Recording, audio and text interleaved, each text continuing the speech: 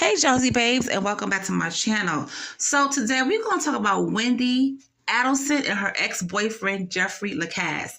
Let me tell you something. This guy, I watched him when they was on trial. When Charlie was on trial, I watched his testimony.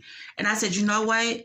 Thank goodness he changed his whole flight a day shorter. Because if he did not, Wendi would have set him up to take the fall of the murder of Dan Markle.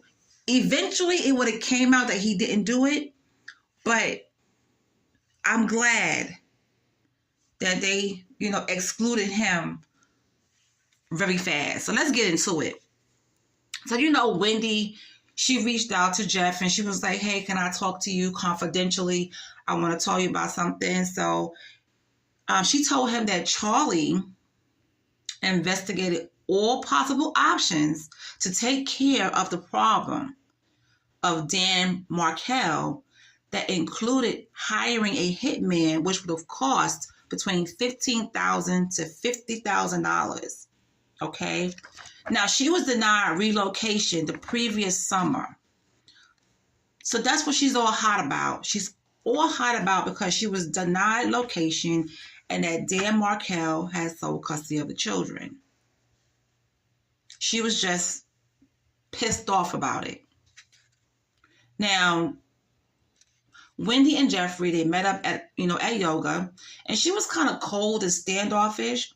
So he knew right then and there, he was like, it's basically over between us. He knew that, I guess he liked her, but Jeffrey, you dodged a bullet, homeboy. You really did.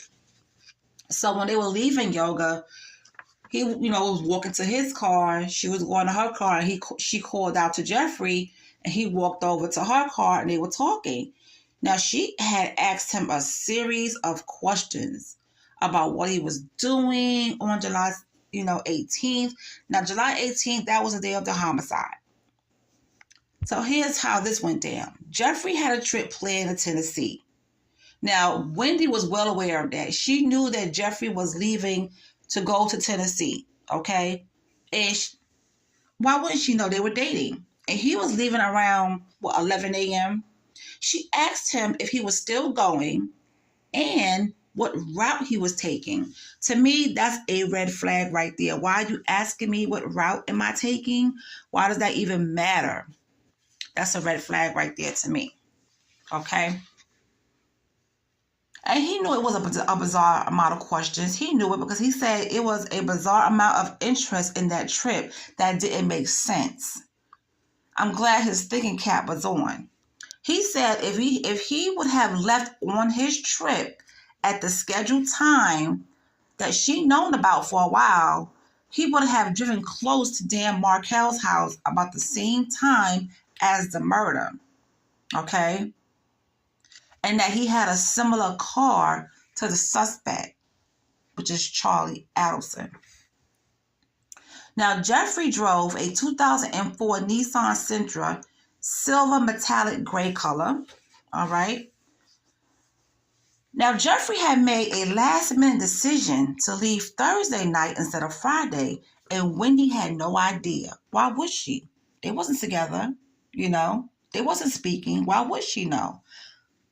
That decision that Jeffrey made, leaving Thursday night instead of Friday, that saved him. That saved him. And he has to realize, homeboy has some angels watching over him. I'm telling you. So Wendi had no reason to know, by his schedule being changed because they wasn't speaking. And he didn't have to tell her nothing. Jeffrey was in Tennessee at the time of the murder. Now, he was named a potential suspect by Wendi's friend, Jane McPherson, which he said he doesn't know her that well. They're, she's a doctoral student in the program, and that they didn't have a social relationship. They had a working one because they did a few projects, but he didn't know her that well. And he made that clear.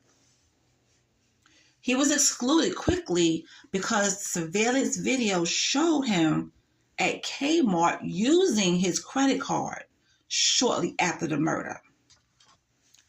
Boom. See, Wendi was trying to set this man up.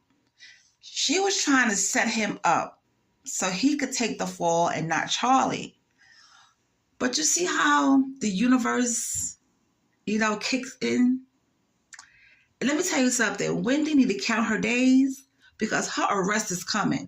Oh, I can't wait. I can't wait for them to snatch up homegirl.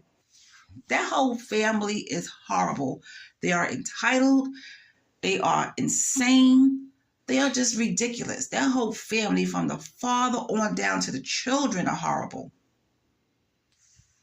And if you look at Charlie, he looked like he's crazy. He looked like he needed to be in the mental institution. But there's nothing wrong with him. He knew what he was doing. Okay? So now Charlie, his girlfriend, and the hitmen are all in jail. Now Miss Donna is in jail. Okay? Because Donna and Wendi, they were co-conspirators as well. Now that Donna is locked up, Wendi is next. And what they need to do is put her as a flight risk. They need to watch her bank accounts. They need to watch her, period, because she might pull a stunt like her mother tried to pull. Girl, you bought tickets, a one-way flight to Vietnam, one-way flight. And the reason why I guess she picked Vietnam is because of the extradition law. If she's in Vietnam, they can't extradite her back to the U.S. Tell me she didn't research that stuff, because she did. She researched places to go where you can't get extradited. She was on the phone calls talking to her son. One of the phone calls is the reason why she's in jail now. They was going to eventually get her, but them phone calls, I keep telling, those phone calls would trip you up. So Sonia, if you're listening, girl, honey, them phone calls are going to trip you and Ernesto up. But anyway, we're not talking about them right now. We're talking about Wendi and Jeffrey. So yeah. And he also said that Wendi had went out to dinner with Charlie, which was a celebration dinner, he said. And he said something about her, Charlie was telling Wendi something, and she just spontaneously vomited on the table. And that happened a few weeks after the murder. And he heard about that phone call, because I don't think she spoke to him, but he heard about that phone call. So I wonder what it was that Charlie said to Wendi to make her do that. Now, I think it was another time they were trying to set up his murder was in June. And they was trying to pin it on this man because he goes out on business trips, summer and spring. He's going, at least twice out of town on business trips. So they was going to use him. Well, Wendi was going to pin it on him. But let me tell you something. Things works in mysterious ways, because, honey, if he did not change his trip at the last minute, he would have got caught up in all this stuff. His life would have been turned upside down and inside out and all around the block. But I'm glad it happened the way it did, because they got the right person in jail. He's doing the rest of his life in jail. They got everybody in there except for Wendi. And let me tell you something. They coming for her. Oh, they better cancel all her passports, make her turn in her passports, because she will try to leave, just like her mother tried. So they better keep a close eye on her. But anyway, you guys, that's all I have on this. I'm doing a lot of research into this. I'm looking into the father now, because he was a hot mess as well when he had his practice. It's just a lot. It's just a lot. And yes, I love true crime and I love this kind of stuff. So you will be hearing me talk about it more on here, okay? Now, my next story that I'm bringing to you this afternoon, I'm going to need you to hold on to your Bobby socks for that one, okay? But I'll talk to you guys later. Have a good one.